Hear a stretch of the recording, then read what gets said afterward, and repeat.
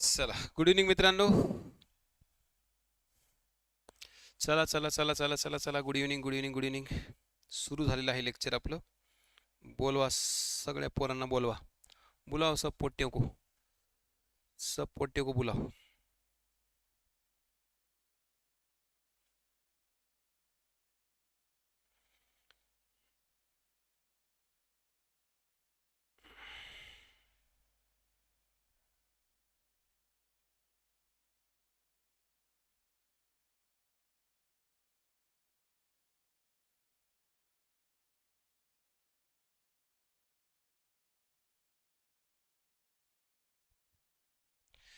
चला, good evening good evening good evening good evening good evening.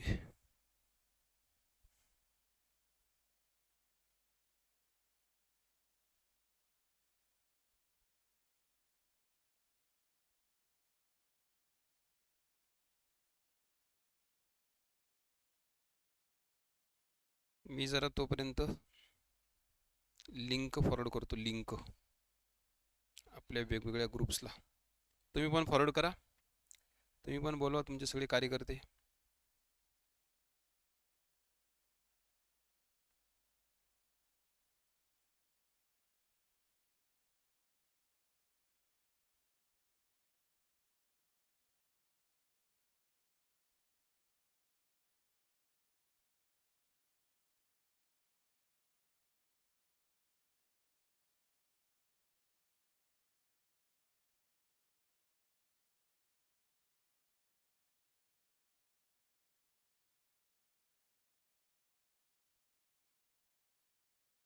चला, audio वगैरे clear आहे का सगळं?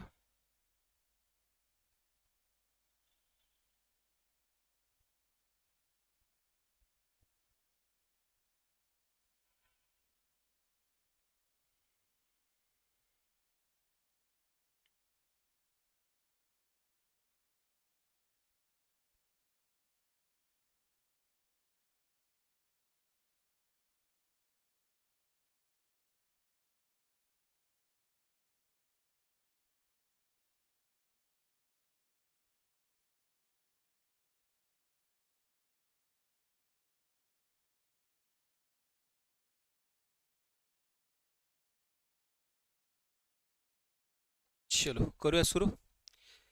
यस, ऑल क्लिअर, आ गए सब. चलो चलो चलो चलो. तर जसं मी तुम्हाला लास्ट लेक्चरला बोललो होतो की आपण आता ही सिरीज कंटिन्यू घेणार आहोत. फक्त याच्यामध्ये आता दररोज वेगवेगळे लेक्चर असतील. आपलं लेक्चर 3 दिवस असेल, सोमवार मंगळवार बुधवार.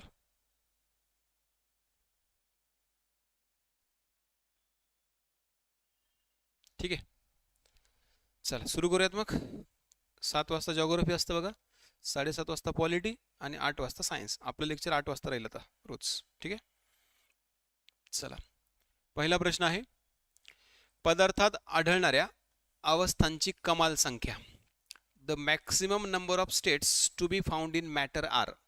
Maximum number of states to be found in matter R.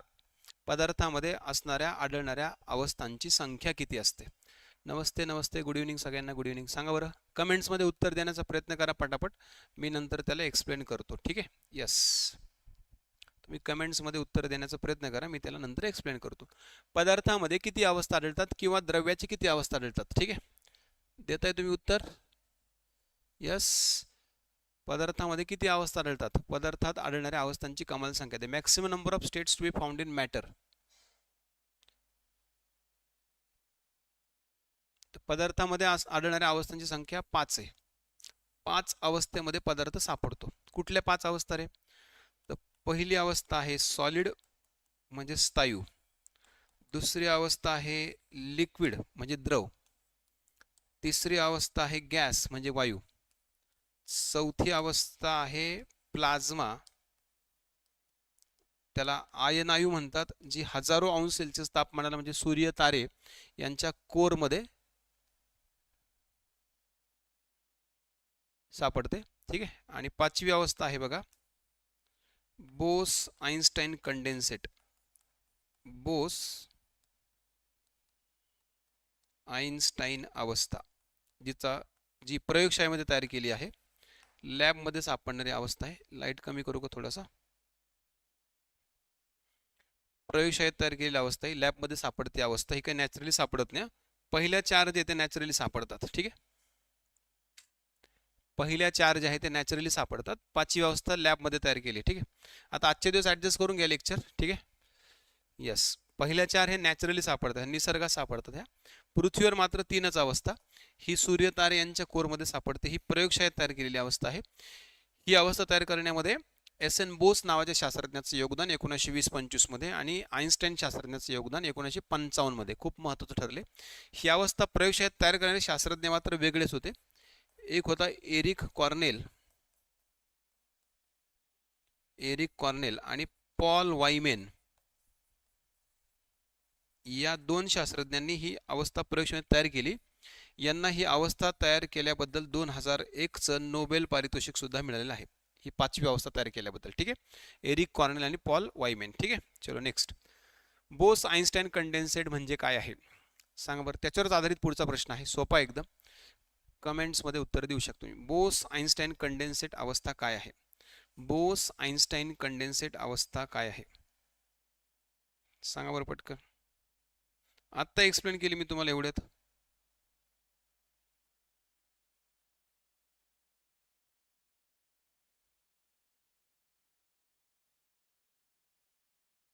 Bose Einstein condensate अवस्था काय आहे? बोस आईन्स्टाईन कंडेन्सेट अवस्था ही पदार्थाची 5वी अवस्था आहे जी प्रयोगशाळेत तयार करण्यात आलेली आहे. आर्टिफिशियल आहे. ठीक आहे, कंडेन्स्ड तर आहेच ती, पण 5वी अवस्था जास्त महत्त्वाचं. त्याचं उत्तर आहे 5वी अवस्था. कंडेन्स्ड म्हणजे थंड केलेली अवस्था. ठीक आहे, थंड केलेली अवस्था. कंडेन्स करणे म्हणजे पदार्थाला थंड करणे. ठीक आहे, चलो नेक्स्ट. पदार्थाचा रेणू त्याच्या अणुसारखाच असतो कारण काय? A molecule of a substance is similar to its atom for what? Molecule of an atom is similar to its atom for. सांगा बघू.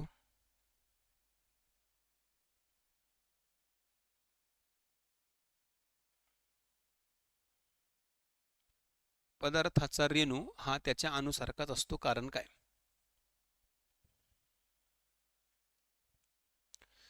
कारण काय त्याचं सांगता येईल?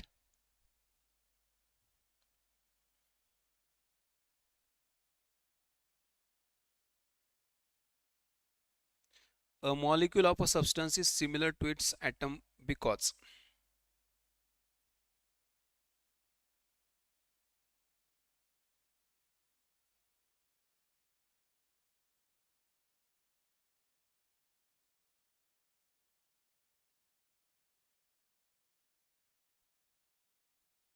झालं तुमचं उत्तर देऊन. मित्रांनो, याचं उत्तर आहे मोनो ॲटोमिक मॉलिक्यूल. मोनो म्हणजे सिंगल, एकाच अणूची स्वतःशी अभिक्रिया होऊन जेव्हा रेणू तयार होतो, म्हणजे same atom when reacts itself it forms molecule. In such molecule all atoms are similar. म्हणजे कसं रे? म्हणजे हायड्रोजन आणि हायड्रोजनची अभिक्रिया झाली, H2 तयार झाला. मग H2 मधले सगळे अणू सारखेच आहेत ना. ऑक्सिजन आणि ऑक्सिजनची अभिक्रिया झाली, O2 तयार झाला. सगळे मॉलिक्यूल सेमच आहे. ऑक्सिजनची अभिक्रिया झाली, O3 तयार झाला. सगळे मॉलिक्यूल सेमच आहे. हे मोनो ॲटोमिक मध्ये शक्य आहे.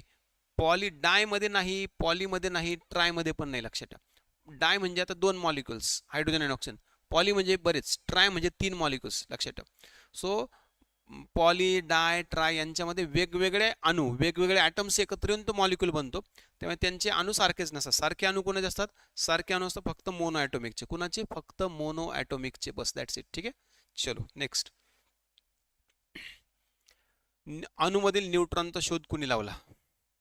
हु discovered the neutron from atom? अणूमधील न्यूट्रॉनचा शोध कुणी लावला? अणूमधील न्यूट्रॉनचा शोध कुणी लावला? अणूमधील न्यूट्रॉनचा शोध कुणी लावला सांगा बघू पटकन. आता दिसते का नीट? आप दिख रहे का नीट? आता तो चेंज नाही होऊ शकत निखिल कलर. आता कलर नाही चेंज होऊ शकत. आता उद्याचं लेक्चर काय करतो? दुसऱ्या स्टुडिओमधून घेतो. ठीक आहे, हे जरा जास्तच ब्राईट होत आहे ते. तरी मी आता तुम्हाला ॲडजस्ट करून देतो मध्ये मध्ये. बघा ठीक आहे का आता? अब ठीक आहे. अणूमधील न्यूट्रॉनचा शोध कुणी लावला? न्यूट्रॉन कुणी शोधून काढले? न्यूट्रॉन. ठीक आहे का? आता अणूमधील न्यूट्रॉनचा शोध लावला मित्रांनो चॅडविक नावाच्या शास्त्रज्ञाने 1932 मध्ये चॅडविकने. त्यासाठी त्याला 1935चे नोबेल पारितोषिक पण मिळाले, त्याला नोबेल प्राइज. आता दुसरा प्रश्न असा आहे, चॅडविकने अणूमधल्या न्यूट्रॉनचा शोध लावला कसा? तर चॅडविकने एक प्रयोग केला होता, एक एक्सपेरिमेंट केला होता. काय एक्सपेरिमेंट केला होता त्याने? त्याने बोरॉन आणि बेरिलियम सारखे जे हलके मूलद्रव्य आहेत यांच्या केंद्रकावर म्हणजे यांच्या न्यूक्लियसवर न्यूट्रॉनचा मारा केला होता. न्यूट्रॉनचा मारा. हा न्यूट्रॉनचा मारा केंद्रकावर केल्यानंतर त्या केंद्रकामधून दोन घटक बाहेर पडले, एक धन प्रभार आणि तेवढ्याच वस्तुमानाचा न्यूट्रल प्रभार म्हणजे न्यूट्रल घटक. जेवढा धनप्रभार बाहेर पडला तेवढाच न्यूट्रल पण घटक बाहेर पडला. धनप्रभार म्हणजे प्रोटॉन होते, मग न्यूट्रल म्हणजे न्यूट्रॉन असायला पाहिजे असं कन्फर्म याने केलं, म्हणून त्यातून त्या न्यूट्रल पार्टिकलून त्याला न्यूट्रॉन नाव दिलं. ठीक आहे. जे थॉम्सनने इलेक्ट्रॉनचा शोध लावला होता, इलेक्ट्रॉनचा 1897 मध्ये, प्लम पुडिंग मॉडेल. रुदरफोर्डने अणूचं केंद्रक ॲटॉमिक न्यूक्लियस आणि त्याच्या भोवती असणाऱ्या इलेक्ट्रॉनच्या कक्षा मोकळ्या जागेतल्या याचा शोध लावला होता. न्यूटन तर भरपूर ग्रॅव्हिटी ब्रिव्हिटी लाईट बीट भरपूर भरपूर भरपूर भरपूर भरपूर काय शोध लावले त्याने. ठीक आहे. ओके, चलो नेक्स्ट. पदार्थाचा अणुसिद्धांत कुणी मांडला? Atomic theory of matter was given by. यांच्यापैकी कुणी ॲटॉमिक थेअरी मांडलेली आहे? यांच्यापैकी कुणी ॲटॉमिक थेअरी मांडलेली आहे? सांगा बघू. यस, यांच्यापैकी कुणी ॲटॉमिक थेअरी मांडलेली आहे? यांच्यापैकी ॲटॉमिक थेअरी कुणी मांडलेली आहे? यांच्यापैकी ॲटॉमिक थेअरी कुणी मांडलेली आहे?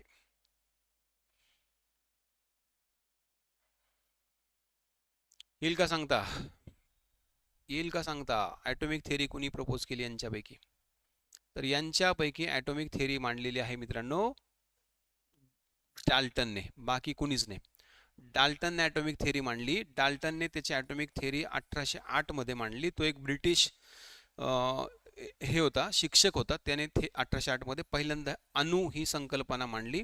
अणु हा पदार्थाचा मूलभूत कण असतो, अविभाज्य असतो, हे त्याने सांगितलं सगळ्यात पहिल्यांदा. कोणी? डाल्टनने.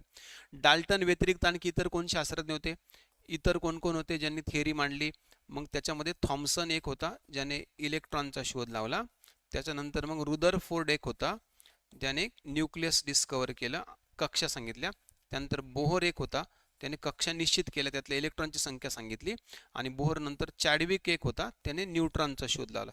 एवढ्या सगळ्या जणांनी युजली ॲटॉमिक थेअरी मांडलेली आहे, म्हणजे अणुसिद्धांत किंवा अणुसंरचना मांडलेली आहे एवढ्या सगळ्यांनी. ठीक आहे. बाकीची इकडच्यांचा कोणाचा काही संबंधच नाही लक्षात. हां, ॲव्होगॅड्रो फेमस आहे. ॲव्होगॅड्रोने 1 मोलची किंमत कॅल्क्युलेट केली, पदार्थाच्या 1 मोलची 6.022 इंटू 10⁻23. कोणत्याही पदार्थाच्या 1 मोलमध्ये एवढे अणू असतात हे याने सांगितलं. न्यूटन सगळ्यांना माहिती आहे. पास्कलने प्रेशरचा अभ्यास केला, प्रेशरचा. ब्लेस पास्कल वातावरणीय दाब मोजला, ॲटमॉस्फेरिक प्रेशर. ठीक आहे. वातावरणीय दाब, ॲटमॉस्फेरिक प्रेशर त्याने मोजलं सगळ्यात पहिल्यांदा. ठीक आहे. आलं लक्षात?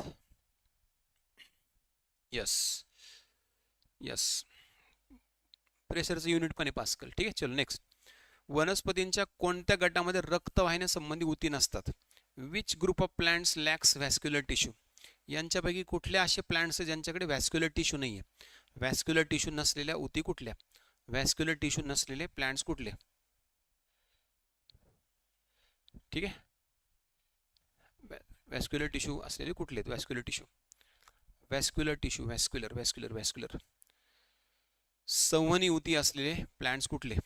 नसलेले, सॉरी नसलेले. नसलेले कुठले त्यातले ज्यांच्याकडे संवहनी उती नसते असे प्लांट्स कुठलेले? ठीक आहे. सांगा सांगा सांगा सांगा, पटकन सांगा. कुणाकडे व्हॅस्क्युलर टिश्यूज नाही यांच्यातल्या? नाही येत का रे उत्तर तुम्हाला?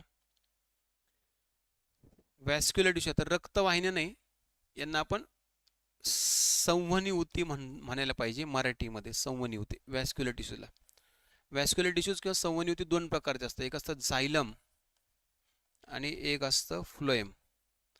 झायलम म्हणजे जलवाहिनी, वॉटर कंडक्टिंग टिश्यूज, आणि फ्लोएम म्हणजे रसवाहिनी, फूड कंडक्टिंग टिश्यूज. कळलं? हे हायर प्लांट्समध्ये असतात ज्यांना रूट स्टेम्स आणि लीव्ज असतात. यांच्यापैकी यांना आहेत रूट स्टेम्स लीव्ज, यांना पण आहेत आणि यांना पण आहेत रूट स्टेम्स लीव्ज. ठीक आहे. फक्त ब्रायोफायटा असा गट आहे ज्यांना मूळ खोड पानं नाही आहेत. लक्षात ठेवा, नो रूट्स, नो स्टेम्स आणि नो लीव्ज.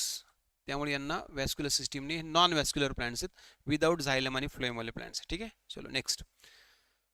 खालीलपैकी कोणता पोषक घटक वनस्पतीचा संरचनात्मक घटक नाही आहे? Which of the following nutrients is not a structural component of the plant.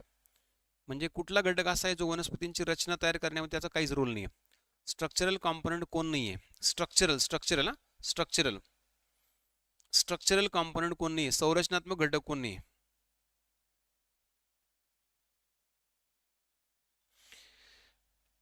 Which nutrient is not a structural component of the plant?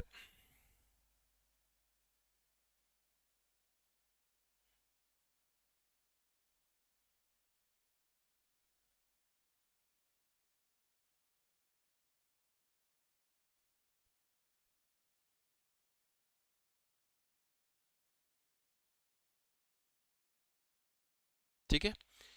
येतं का? Yes, potassium. Potassium is not a structural component. Potassium हा usually सेलमध्ये ट्रान्सपोर्टला मदत करतो. ट्रान्सपोर्टचा medium आहे तो, स्ट्रक्चरने तयार करतो. तो फक्त ट्रान्सपोर्टेशन पाहतो, ट्रान्सपोर्टेशन, पोटॅशियम. ठीक आहे. आणि पोटॅशियम सेलमध्ये जास्त असतं आणि सेलच्या बाहेर कमी असतं. लक्षात ठेवा. ठीक आहे. नेक्स्ट. फुलांच्या वनस्पतींचे जातीवृत्ती वर्गीकरण कोणी प्रस्तावित केले होते? फुलांच्या वनस्पतींचे जातीवृत्ती वर्गीकरण कोणी प्रस्तावित केले? सांगा बरं. इंग्रजीमध्ये पण बघा. Phylogenetic classification of flowering plants was proposed by.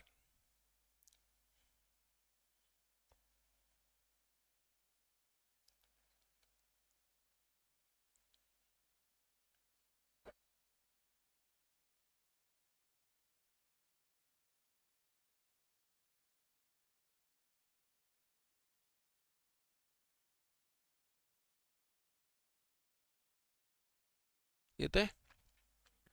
फुलांच्या वनस्पतींचे जातीवृत्ती वर्गीकरण एंगलर आणि प्रँटल यांनी प्रस्तावित केले होते. एंगलर, प्रँटल. ठीक आहे. बेंथम हुकर नाही रे. बेंथम हुकरने नॅचरल क्लासिफिकेशन सांगितलं होतं. नॅचरल, नैसर्गिक वर्गीकरण यांचं आहे. नैसर्गिक यांचं आहे हे एंगलर आणि प्रँटल आहे. ठीक आहे. नेक्स्ट. खालीलपैकी कुणाला जनुकीय कार्यासाठी मोठ्या प्रमाणात वापरले जाते? Which of the following is extensively used for genetic work? Aspergillus का म्यूकर का न्यूरोस्पोरा का Albugo? Albugo. Yes, Bentham Hooker natural classification. चला सांगा बघू.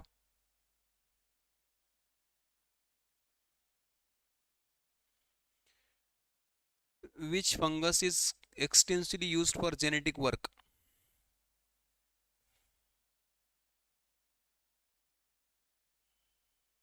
कुठलं फंगस? कुठलं फंगस? कुठलं फंगस येत आहे का? न्यूरोस्पोरा प्रकारचं फंगस. हे सगळे फंगस आहेत, सगळे कवक आहेत, पण त्यातलं न्यूरोस्पोरा जे आहेत ना, हे सगळ्यात जास्त वापरलं जातं जेनेटिक वर्कला. जेनेटिक वर्क म्हणजे डीएनए स्टडीमध्ये सगळ्यात जास्त याचा वापर होतो. डीएनए स्टडीमध्ये स्पेशली जीन्सचा अभ्यास करण्यासाठी, जनुकांचा अभ्यास करण्यासाठी न्यूरोस्पोरा सगळ्यात जास्त वापरतात. ठीक आहे. खालीलपैकी कोणत्या वनस्पतीमध्ये पाणी आणि इतर पदार्थांच्या वाहतुकीसाठी विशेष वाहक ऊती नाहीये? Which of the following does not possess a specialise conducting tissues. म्हणजे झायलम फ्लोएम कुणाकडे नाही? यांच्यापैकी कुणाकडे झायलम आणि फ्लोएम नाही आहे? मर्केन्शिया, मार्सेलिया, सायकस आणि फर्न. सांगा बरं. हे प्लांट्सचे ग्रुपचे जर एक्झाम्पल्स पाठ असतील तुम्हाला तर याचं उत्तर तुम्हाला लगेच यायला पाहिजे. खालीलपैकी कोणत्या वनस्पतीमध्ये पाणी आणि इतर पदार्थांच्या वाहतुकीसाठी विशेष वाहक ऊती नाही आहे? विशेष वाहक ऊती. Which of the following does not possess a specialise conducting tissues for transport of water minerals. याचं उत्तर आहे मर्केन्शिया. मर्केन्शियामध्ये नाही, मार्सिलियामध्ये आहे, सायकसमध्ये आहे, फर्नमध्ये आहे. ठीक आहे. चलो नेक्स्ट. आंतरद्रव्यजालिका जो पेशीमधला एक घटक आहे त्याच्याबद्दल चुकीचं विधान कुठले? Which of the following statements with respect to endoplasmic reticulum is incorrect? Endoplasmic reticulum बद्दल चुकीचं विधान कुठलं? सायकसमध्ये असतं ना रे. सायकस तर डेव्हलप प्लांट त्याच्याकडे असतं, सायकसमध्ये असतं. ठीक आहे. Which of the following is wrong about endoplasmic reticulum? खडबडीत आंतरद्रव्यजालिकेमध्ये इंग्रजीमध्ये वाचूयात. रफ एंडोप्लाझमिक रेटिक्युलममध्ये रायबोझोम अटॅच असतात, हे बरोबर आहे, म्हणून त्याला रफ म्हणतात, त्याला रायबोझोम चिटकलेले असतात. स्मूथ एंडोप्लाझमिक रेटिक्युलममध्ये रायबोझोम नसतात, हे पण करेक्ट आहे. प्रोकॅरियोट्समध्ये फक्त रफ एंडोप्लाझमिक रेटिक्युलम असतात. Smooth endoplasmic reticulum are the site of lipid synthesis. स्मूथमध्ये लिपिड तयार होतं, हे पण बरोबर आहे. प्रोकॅरियोट्समध्ये फक्त रफ नसतात, लक्षात ठेवा, हे चूक आहे. म्हणजे हे उत्तर आहे, तिसरं पर्याय उत्तर आहे, तिसरं पर्याय उत्तर, तिसरं ऑप्शन. ठीक आहे, तिसरं ऑप्शन दिसत नाही बरोबर, सगळ्यांना दिसतंय रे प्रश्न बरोबर, कसं काय असं बोल रे तू. चलो नेक्स्ट. खालीलपैकी कोणती एक संयोजी उती नाही. Which of the following is not a connected tissue. तरी मी आता ब्राईटनेस खूप कमी केलाय. खालीलपैकी कोण एक संयोजी उती नाही आहे, कोण एक संयोजी उती नाही आहे. दिसतो ना व्यवस्थित, फक्त जरा ब्राईटनेस जास्त होत आहे अधूनमधून, पण दिसतोय प्रश्न व्यवस्थित. कोण संयोजी उती नाही आहे, कोण संयोजी उती नाही खालीलपैकी. कनेक्टिव्ह टिश्यू कोण नाही याच्यातलं, सांगा बरं. याच्यापैकी कोण कनेक्टिव्ह टिश्यू नाही आहे, यापैकी कुणाला कनेक्टिव्ह टिश्यू म्हणता येत नाही. रक्त आहे का, हो रक्त आहे कनेक्टिव्ह टिश्यू. ॲडिपोज टिश्यू आहे का, हो हे पण आहे. कार्टिलेज आहे का, हो हे पण आहे. न्यूरॉग्लिया नाही आहे कनेक्टिव्ह टिश्यू, हे उत्तर आहे. न्यूरॉग्लिया काय माहिती आहे, हा न्यूरॉनचा एक घटक आहे, न्यूरॉनचा एक घटक आहे. न्यूरॉन सोबतचा त्याचा असिस्टंट येतो, न्यूरॉनचा असिस्टंट आहे, न्यूरॉनचा असिस्टंट. डी उत्तर आहे त्याचं, चौथा पर्याय. ठीक आहे, चलो नेक्स्ट. खालीलपैकी कोणता रोग आणि त्याच्या लक्षणांची जुळणी योग्य आहे. कोणता रोग आणि त्याच्या रोगांची लक्षणे जुळणी. Which of the following is a correct match for disease and it's symptom. Correct match कुठले, करेक्ट मॅच.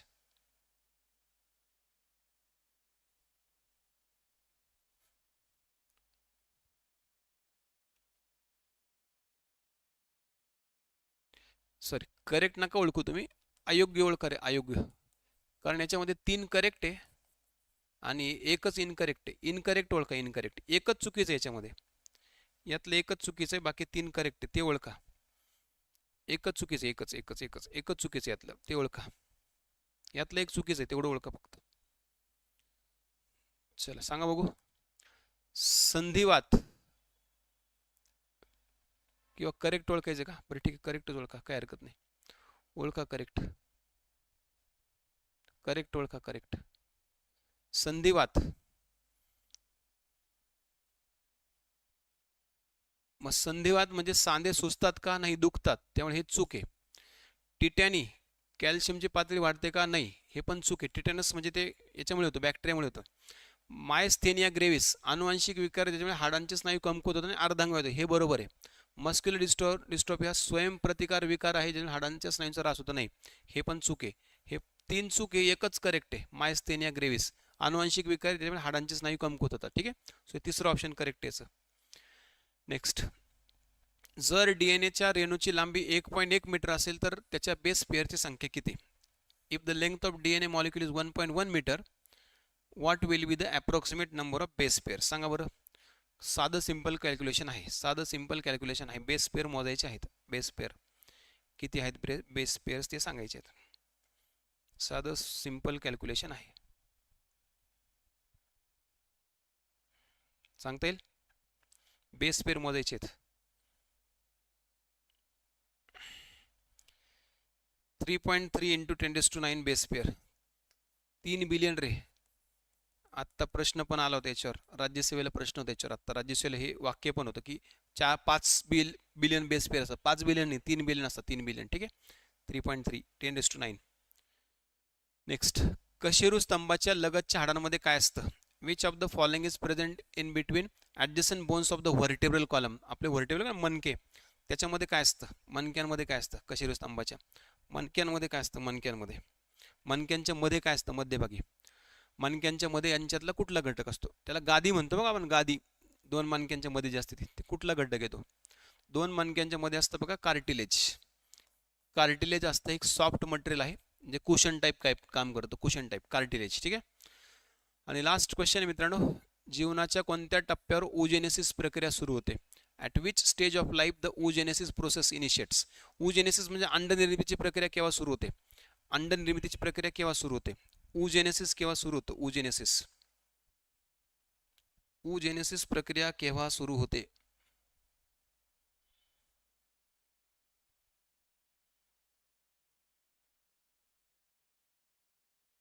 oogenesis प्रक्रिया केव्हा सुरू होते? oogenesis प्रक्रिया सुरू होते एम्ब्रियोनिक डेव्हलपमेंट स्टेजला. केव्हा? एम्ब्रियोनिक डेव्हलपमेंट स्टेजला, म्हणजे भ्रूण विकास जेव्हा सुरू होतो, अर्भक विकास जेव्हा सुरू होतो तेव्हा अंडनिर्मिती सुरू होते फिमेल्समध्ये. ठीक आहे. oogenesis म्हणजे अंडनिर्मितीची प्रक्रिया. oogenesis प्रक्रिया जी आहे ती 4 स्टेप्समध्ये होते, 4 पायऱ्या, त्याचा क्रम लक्षात ठेवा. कुठलं माहिती आहे? पहिलं आहे oogonia, त्यानंतर oocyte, त्यानंतर ootid आणि सगळ्यात शेवटी ओहम. लक्षात ठेवा सिक्वेन्स. हा oogenesisचा सिक्वेन्स येऊ शकतो प्रश्न एखाद्याच परीक्षेत. ठीक आहे. चला ओके, थांबूयात, भेटूयात परत उद्या अशाच 15 नवीन प्रश्नांसह. केमिस्ट्री, फिजिक्स, बायो असे मिक्स प्रश्न आपण घेणार आहोत ह्या सिरीजमध्ये. सगळं मोफत असणार आहे तुमच्या कंबाईनपर्यंत, ग्रुप बी पर्यंत आणि ग्रुप सी पर्यंत पण. ठीक आहे. जास्तीत जास्त विद्यार्थ्यांपर्यंत आपले लेक्चर ही लिंक पाठवा कॉपी करून, त्यांना कळवा की अशा प्रकारची सिरीज सुरू झालेली आहे, आणि लाईक आणि शेअर करायला बिलकुल विसरू नका. ठीक आहे. चलो, thank you very much, bye bye, good night.